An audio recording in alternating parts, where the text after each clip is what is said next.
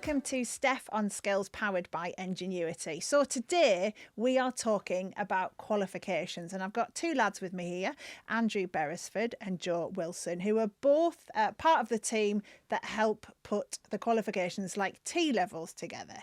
So, first of all, you guys are involved in making qualifications. Just give us a flavour of your background, first of all, Joe. What's led you to this point of making qualifications? So, like most people who end up working for awarding organisations, I was a teacher. So I was a teacher from 2016 up until just before COVID in 2020. Had a little bit of experience of writing assessments through assessment briefs and things like that, working in further education. And then I saw an opportunity at an awarding organisation. Worked at an awarding organisation in the north of England for about 5 years, predominantly on T-levels, and then this time last year actually moved to Educas to start working on this new T-level. Yeah, Andrew, what about you? Started off as a plumbing and gas engineer, eventually found my way into education. 2018 became an EQA for EAL, involved with all the plumbing gas qualifications, including Gen 1 of T-levels, and then last June transferred across to being a technical advisor for EAL, so giving the support to the centres. Yeah, and there's a lot of acronyms in education, I always see, isn't there? But we'll tell you what those are as we go. So basically, you've been a teacher, you've done the job. Together, this is how you are then able to create these qualifications. So first of all, should we just talk about what T-levels are? Because they're still very new to people, aren't they? So, Joe, tell us, what's a T-level? Yeah, so T-levels were designed to sort of bridge the gap between all of the other qualifications that were already in place. So obviously the major qualifications are things like A-levels, apprenticeships, and the old technical type qualifications. They all have the strengths, they all have their own drawbacks, as I'm sure Randy will talk about specifically for the industry that this qualification's in. But essentially it was designed to pick the best parts from all of those qualifications to give more opportunities to students if they wanted to go to university, work, or on to further studies, higher level apprenticeships, things like that. It enabled them to do that, whereas the other qualifications always led into either one or at most two of those routes, whereas this one is designed to lead in all of those possible routes. Yeah, because the thing that I constantly talk about is the fact that everyone learns in different ways, don't they? And that's what T-levels are meant to do, aren't they? They're meant to kind of bridge that gap between purely academic and purely vocational. Yeah. And do you think that they're doing that? Within a certain amount, yes. I mean, T-levels have got a higher level of theory involved, but at the same time you've got work placement, which makes the course more relevant to the learners. So they're getting a balance between the two. Yeah. So we've had the first generation of T-levels, as you guys call them, Gen 1. You're now developing Gen 2. So what does that mean, Joe? So we won the contract. So for the T-levels, it's a sole supplier contract. So it all has to go through a bidding process. So at the end of the 5-year contract for what was called Generation 1, the bidding process opens, and fortunately we won the contract to deliver the Gen 2. So as part of the Gen 2 contract, we had to take the qualification that was already there in the first place and take on feedback from employers, students and providers, essentially to update the qualification, add in anything from an industry point of view that needs updating, and tackle some of the teeth and problems essentially the providers had while delivering it. And what kind of feedback did the first lot of T-levels get then, this Gen 1 version? So although it was embraced by centres, we found feedback indicated that there was a lot of duplication in the core and the occupational specialisms. So we've now used that feedback to remove that. There was issues with the sample materials, so that's been improved to give clearer guidance on how the grades would be achieved for the boundaries. There's the biggest change we've made is moving plumbing and heating from a dual specialism in Gen 1 to a single occupational specialism in Gen 2. This has really removed the burden of assessment from some of the learners and the centres. It also brings plumbing in line with electrical for the amount of guided learning hours. So plumbing will now be 670 as opposed, and electrical is 650. Is that what hours per what? Per year. Right. So you've got with Thank God T-levels. it's not per week. Yes. So we've got core as well. Feedback on the core was that the employer set project within that, learners were not happy with doing presentations. So task 1.4 has now had presentations removed, and task 2.1 has enabled the learners to actually discuss their project with the group. So overall, we're trying to make sure that it meets the requirements and is easier for the centres. Yeah. Now it sounds quite technical. In short, it's just basically about, you've had this first run of them. That was a kind of test bed in a way. And now it's just honing down the exact things that you need. So does that mean they're going to be easier for people?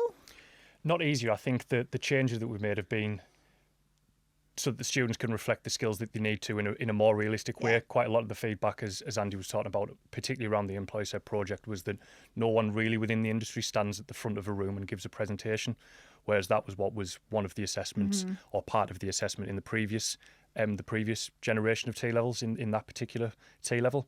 We swapped that for, like Andy said, there was already a group discussion task, so we moved those marks of it that were available for communication and things like that into the follow-up task, the group discussion, because that's more realistic of that what makes actually sense. happens within the industry. Yeah, because obviously my job is to stand at the front of a room and present, and actually when you see people from industry try and do it, no matter what level they are, it's really daunting, isn't it? So yes, that kind of group discussion thing's probably going to bring out the best in people rather than that extreme stress people can have when they're doing it. So what type of people are T-levels for? Because, one of my big things is often I'll talk to particularly parents actually about what their kids are going to do, and they're always like, oh, well, I don't know what my child should do. They're good at this, they're good at that, whatever. What are you saying in terms of the types of people T-levels are for?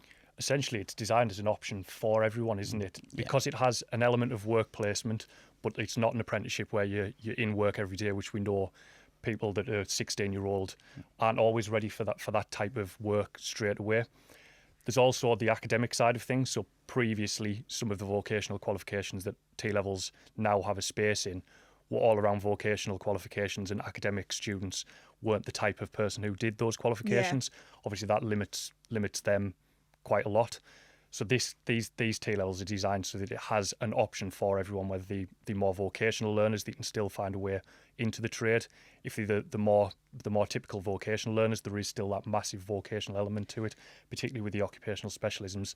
And if it's somebody who wants to go and actually do some work and learn what it's like to actually do the job, there's also that element of them. That element to the qualification for them as well. It's kind of what all education should be. Yeah. So the challenge for T-levels, I think, as someone who's talking to businesses a lot, as someone who's talking to young people a lot, is how you get the prestige of a T-level. Because, people will say, what's the equivalent to? They'll go, what does that mean in terms of A-levels? What does that mean in terms of degree or whatever?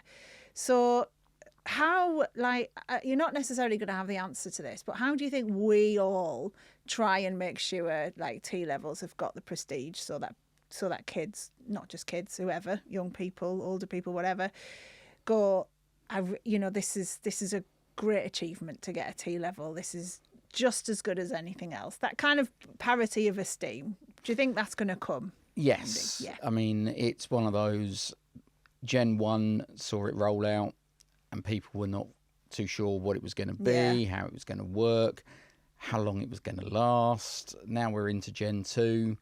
It's already out there. People talk about T-levels. They've seen them. It's just promoting that far more and getting parents especially to see what the benefits and opportunities are from a T-level. The parents will sort of come on side. They'll help the learners understand the benefits. And it's trying to get the employers to see the benefit of doing the work placements. Yeah, because the thing I think as well is, and again, this is something I talk a lot about with education, is often, particularly up to the age of 16, the world of work isn't something that you really necessarily learn about in school. It's not really tangible. It's, if you see what your parents or your carers or relatives do, you understand that bit of work a bit, but you don't really see the wider world. And that's why T-levels are really important, isn't it? Because it gives you, Joe, that sense of this is work and this is how what you are learning relates to work. Yeah, definitely. I mean, that's why the first year of these qualifications is particularly important, because it gives you that foundation and that understanding of what the real world of work is like within this industry. quite a lot of the time, particularly in the apprenticeship side of things, people are sort of thrust into the world of work before they really have the skills or understand the industry and what the requirements are for working with the industry.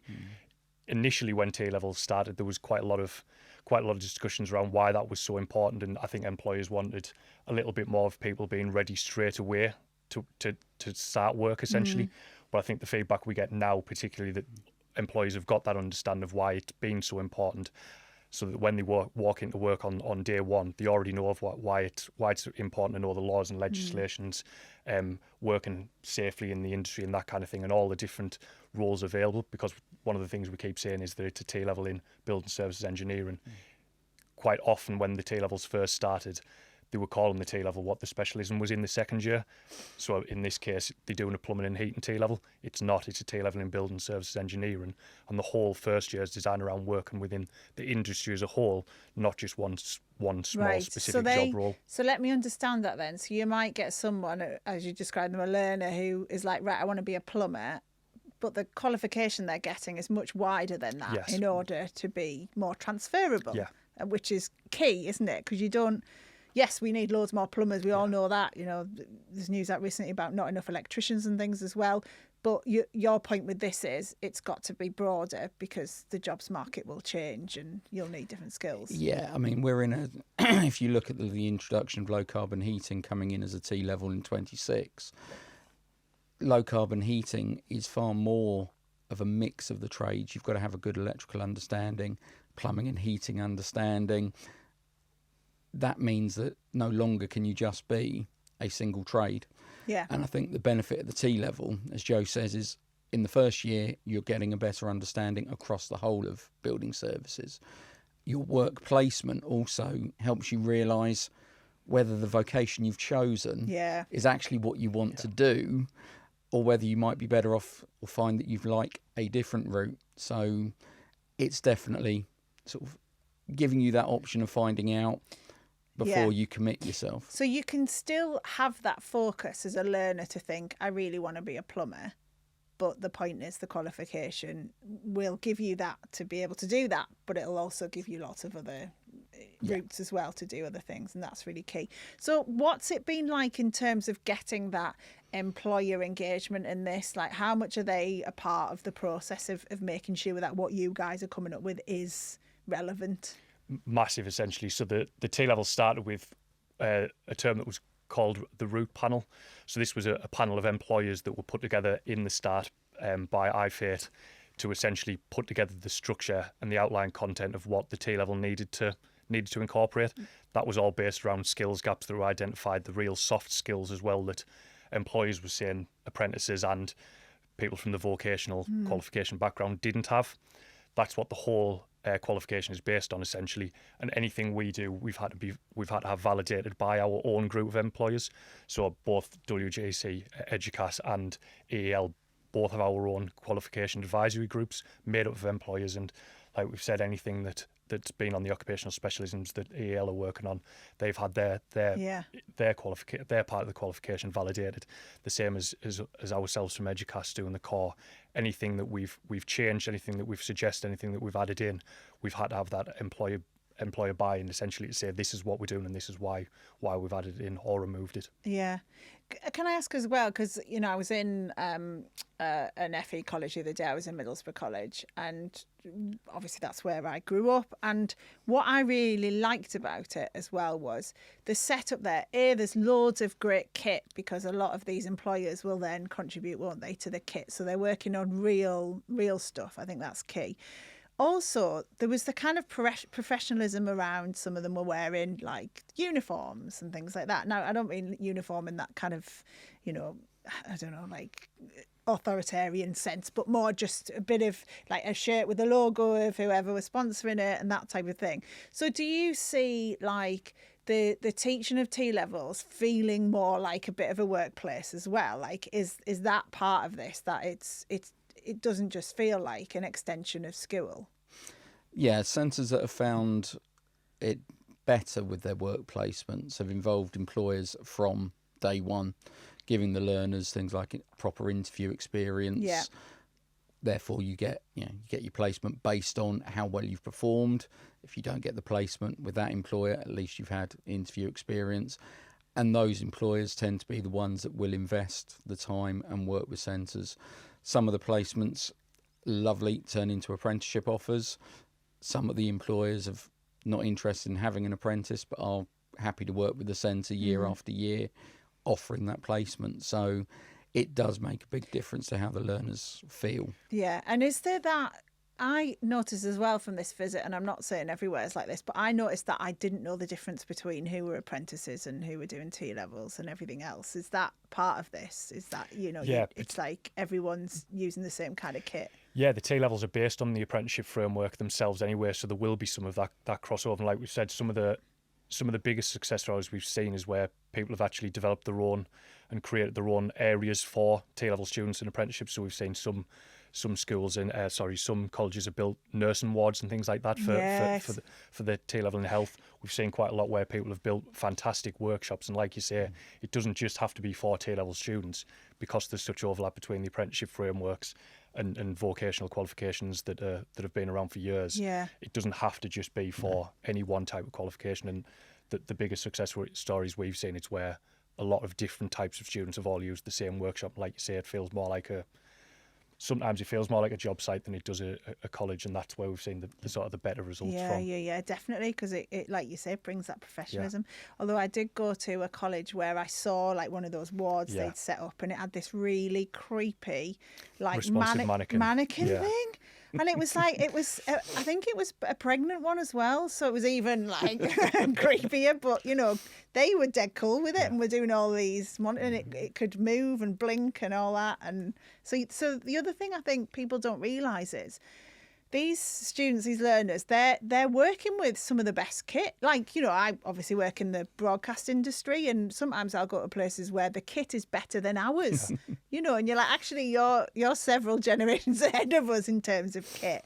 So that's another thing I think we don't talk about enough with T-levels, isn't it? It's just actually you're working with stuff that's being used now. Yeah.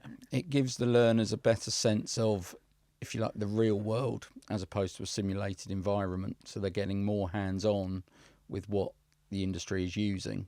Yeah. And being sort of, if you like, more up to date, as you say. Yeah. So what's your kind of pitch when you're, I don't know, it might be your mates talking to you about what their kids are going to do, or, what do you say to them about why T-levels are good, Joe? I think it's because it's something for everyone. So particularly students who aren't sure whether they want to go into the world of work when they finish, they want to go to university, they're not sure whether they want to go on to get an apprenticeship. The good thing about the T-levels is it has all of these different exit routes. I think that's the biggest thing about T-levels at the minute. If they know what type of area they want to work in, but again, as we've said, people aren't always sure what trade they want to do, particularly in this area. They're not sure whether they want to be a plumbing engineer, a heating engineer, gas, electrical. They don't have to just pick right from the outset. That's what's so great about the core. It gives them that time to look at the different industries within the sector and then pick to specialise within the second year.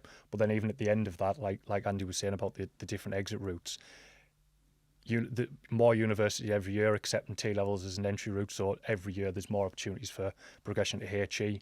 As we know, the apprenticeship levy's being increased, so hopefully at the end of the programme there'll be even more opportunities if they want to go on to high-level apprenticeships and things like that. So yeah, I think it is the main point that we're saying is the options that are around it. And the breadth of courses and things you can study. Tell us a bit about that. Is there a good... So, I mean, within BSc, we've got electrical, plumbing and heating, gas. You've got aircon and refrigeration, protection systems, and September next year we'll also see low carbon heating, all of which will map into an apprenticeship. So the apprenticeship will recognise the prior learning undertaken by that T-level.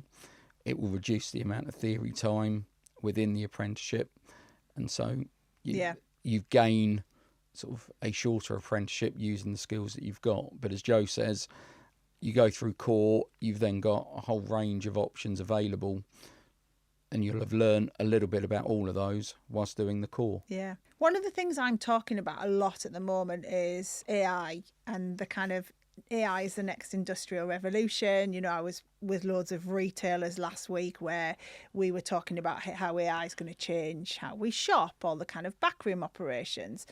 And also it's inevitably going to change how we work in engineering.